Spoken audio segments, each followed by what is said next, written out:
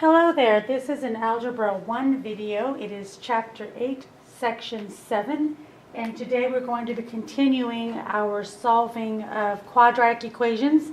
In the last lesson, we learned how to solve x squared plus bx plus c equals 0. This is not deja vu. There's a slight change in this section than the previous one with the addition of the variable a here. In the last section, we were dealing with quadratics where the a value was 1. And so today we're going to be extending that to include quadratic equations that have a leading term, a leading coefficient other than 1. And so we'll get started right away. The first method, of course, is to learn how to factor, so we want to do some factoring before we get to solving. So as long as there's no equal to here in the expression, then we're just going to factor. We're not actually going to solve until the next couple of examples. So factoring, we take and make our grid here. And what's going to happen, you've already had this in the previous lesson, where we talked about what goes on the left and what goes on the right. In the past, we had a 1 in both of these locations, a 1x and a 1x. But now, in order to get a 7x squared, we're going to have to use factors of 7 on this side and factors of 4 on this side. Now, when it comes to the number 7, we're kind of in luck because 7 is a prime number, and the only factors of 7 are 1 in itself. So we know that we have to have a 1x and a 7x in this location. Now, it doesn't matter in which direction you put those, but we know that one of them has to be a 1x and one has to be a 7x. There aren't any other options in this case. Sometimes you do have other options. And then for the 4, we want to have either 1 times 4 or 2 times 2. If I try the 2 times 2, then I'm going to get 7x times 2x when I multiply the diagonal. That's going to give me 14x. And this diagonal is going to give me 2x. And when I add those together, I'm going to get 16x, and that's not 29. And even if I move them around, they're both 2, so it's not going to change anything. So 2 times 2 is not the way to go in this case. We want to try the 1 and the 4. And so I'm going to go ahead and try a 4 up here, because I know that 7 times 4 is 28. And then a 1 down here, because 1 times x is x. And when I add 28x and 1x, I do in fact get 29x, which is what I wanted. And so then, of course, my solution goes across. So one of my factors is x plus 4. And my other factor is 7x plus 1. And that's how you do that. So we'll try another one over here in case you still need some more practice. Again, we start with, excuse me, 3x squared. 3 is, again, a prime number. So we can do 3x and 1x. Again, it doesn't matter which order. Last time I put the 1x on the top. This time I'll put it on the bottom, just to show you that it doesn't matter where you put it. And then we're going to go with 18. And the factors of 18 can be 9 and 2, 6 and 3, and of course 18 and 1. And so I want to get a 15 here. So, and this is plus 18. So if I try to pick something like 9 and 2, I'm going to get, for example, if I put a 2 here, 3 times 2 is going to give me 6 x's. And if I put the 9 up here, I'm going to get 9 x's. And I got lucky this time. So 3x times 2 is 6x. 9 times x is 9x. And 6 plus 9 is actually 15x, which is what we were looking for here. And so there's my solution. Everything worked out fine. So the only thing that I will say now is that when you're factoring, I already kind of jumped the gun here. And I probably should have looked at the polynomial first and noticed that all of these terms have a factor of 3. I should have factored the 3 out first. In other words, the 3 should have come out, giving me an x squared plus 5x plus 6. 3 times x squared is 3x squared, 3 times 5x is 15x, 3 times 6 is 18. And then I should have used my diagram to deal with this here, which would have given me a 1x squared, and then the 6 would have been 2 and 3. and I would have gotten 3x plus 2x equals 5x, which is what the middle term is. So my complete factorization is going to be 3 times x plus 2 times x plus 3. This is my complete solution. Now what I want to show you is how I can get that from what I already have. So supposing that you do what I did and you forget to factor out the 3 originally, what you should notice, which is what I noticed, is that when I look at my final answer, this factor, 3x plus 9, is not completely factored because both of those terms have 3 in common. The x plus 2 is fine because there's nothing in common between the x and the 2. But because they have a 3 in common, I'm going to factor out a 3 from this factor. So when the 3 comes out, I will get x plus 3 because 3 times x is 3x and 3 times 3 is 9. And then of course the x plus 2 is already there. And so now I have the same solution that I would have gotten had I factored it out ahead of time. Again, it doesn't matter in which order these factors are, but we have a 3 factor, an x plus 3, an x plus 3, an x plus 2, an x plus 2. So they are in fact the same thing. So there you go. And now you will try this little guy on your own, and then we'll do some more examples. This time we're going to have an example where the middle term here is negative. And when you have a negative there, it means that you're going to have a negative situation happening with your factors in the diagram. So let's do that one. Again, we're dealing with a 3x squared. This time I'm going to check, but 3 and negative 17 and 20 don't have anything in common. So I can go ahead and do a 3x and a 1x to get my 3x squared. And to get 20, we can do 20 and 1, or 5 and 4, or 10 and 2. Those are all going to multiply to 20. So we want a negative 17, which means that in order to get a negative number in there, I have to have negatives in one of these locations. But at the same time, this has to be a positive 20. You can't have a positive 20 unless the signs are the same. In other words, it has to be a positive 5 times a positive 4 to get a positive 20. Or it could be a negative 5 and a negative 4 to get a positive 20. But you can't have one of each. So both of these have to be either both positive or both negative. But they can't both be positive, because if they were both positive, there's no way that they would add up to a negative 17. So now I know that they both have to be negative. So I'm going to go with negative 5 here and negative 4 here. And so then these two multiply to each other, get positive 20. And when I do this, I go 3 times negative 5 is negative 15. And then negative 4 is negative 4.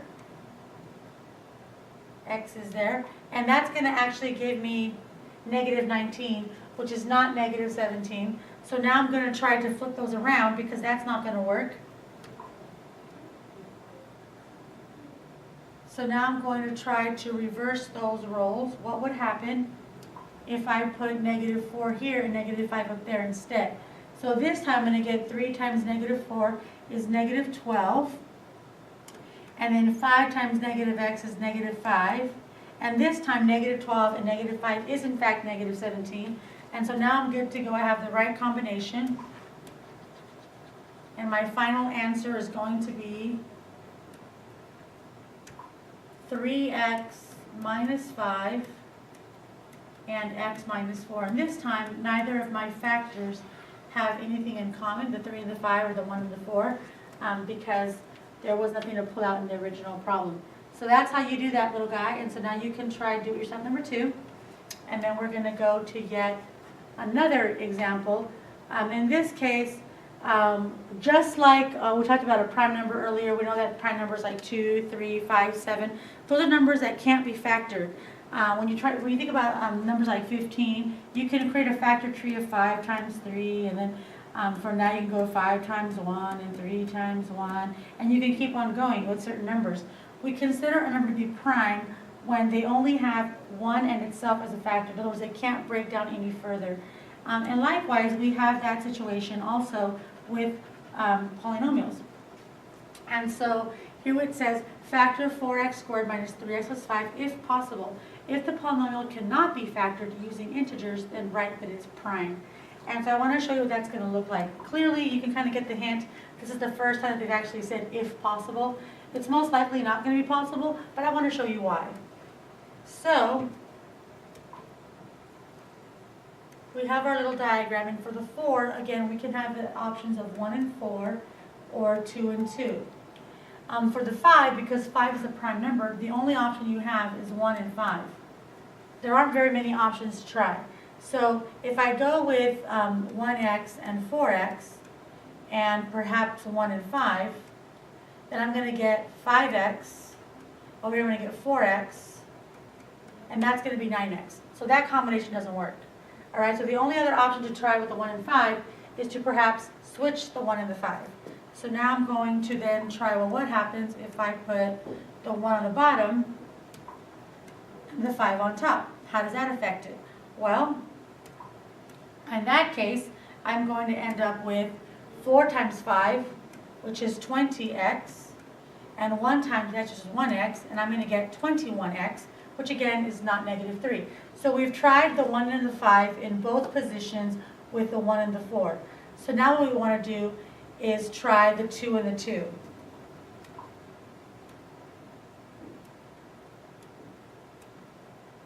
All right, so and see what happens with that case. So here we're going to put 2x and 2x, and then we're going to try the 1 and the 5. Now notice that in this case, whether I put the 1 or the 5 in this scenario or 5 and 1, it's not going to affect the outcome because on this side both spots have a 2 in that place. So this is the only other option to try. And 5 times 2x is going to give me 10x.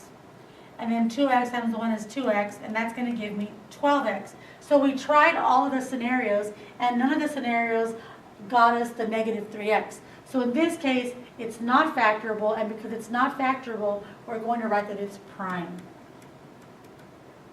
This polynomial is a prime polynomial. So now I want you to try the do-it-yourself question, and then we're going to go to our last example here. And we're going to be solving equations by factoring. This is where we're actually going to solve an equation. It's also a word problem.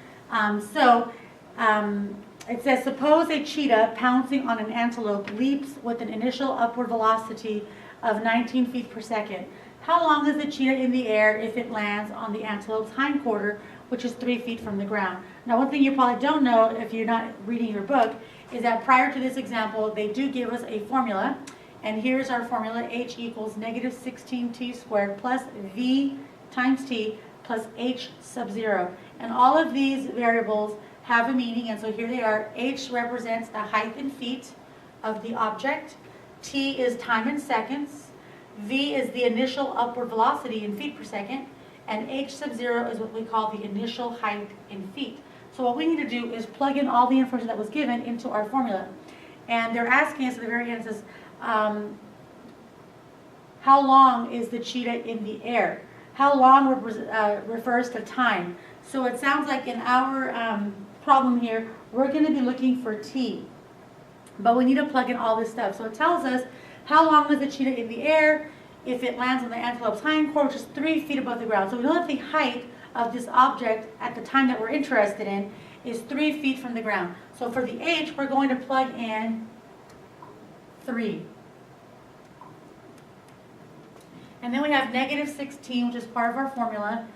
T is the unknown variable that we're looking for, t squared, plus v. V, we know from this right here that v is the initial upward velocity, which they told us was 19 feet per second. So we're going to put 19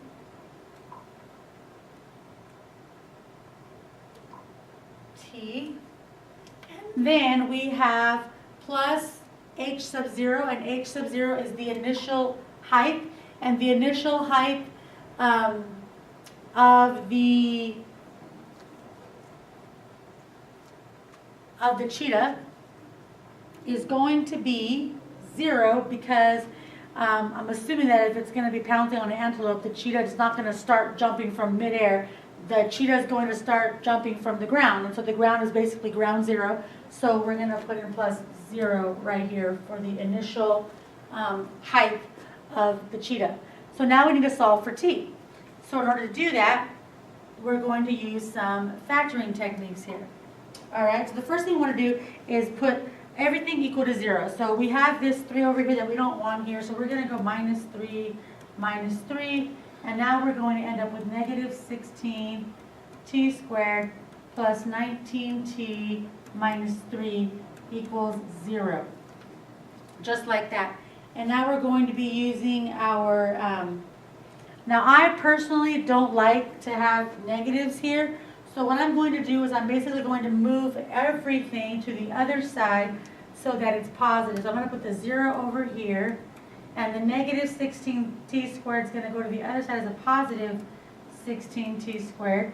The positive 19 will move to the other side as a negative 19t, and then the negative 3 will move to the other side as a positive 3. So then we have that. And that makes it a little bit easier for when you don't have to do that step, but I just prefer not to deal with that negative. So now we're going to do our little diagram. And for 16, you could do 16 and 1. Obviously, the 4 and 4 is an option. You could even do 8 and 2. So I'm going to go ahead and just start with the 16 and the 1. So 16t and 1t. And then, because I think that 16 is really close to 19. And then for the 3, we only have one option. It's the 1 and the 3 because 3 is a prime number. So we're going to go with 3 and 1. And we want it to be positive. But at the same time, this needs to be negative 19. So I'm going to say that this is going to be negative 3 and negative 1 because two negatives will make a positive 3. But when I'm adding, the negatives will make a bigger negative. So it turns out that it's going to work out beautifully. 16t times negative 1 is negative 16t. And negative 3 times t is negative 3t. And when I add those two together, negative 16 and negative 3 is in fact negative 19. So it works out beautifully. So I can factor this to 16t minus 3 and t minus 1 equal to 0. And we learned in the previous lesson that when you solve by factoring, you separate each factor into individual problems. So that means that 16t minus 3 equals 0, and then t minus 1 equals 0. So in this case, I'm going to go t equals 1 if I add 1 to the other side. And in this case, t is going to equal positive 3/16 because I'm going to add 3 and then divide by 16. So that means that there are basically two times when the cheetah will be 3 feet above the ground, which makes sense because if you think about a cheetah's trajectory, it's going to jump up and then back down. So if this is a height of 3 right here, it's going to reach that height here when it jumps up, and it's also going to reach that height when it comes back down. So it makes sense that there are two, but it wants to know when it came back down. It doesn't want to know when it jumped up. To answer the question, it wants to know how long was it in the air when it came back, by the time it came back down. So for that reasoning, we're going to say that the cheetah was in the air for 1 second because 1 second is the longer time. So it means that after 3/16 of a second, it reached 3 feet for the first time, but it still hadn't jumped on the antelope. And then when it came back down and was on the antelope, that was a total time of 1 second. So our actual answer for this problem is t equals 1 second. All right, so now we're going to have you try this example. And once you have done this example, you will have completed your notes for this lesson. And I will see you in class. And thanks for watching.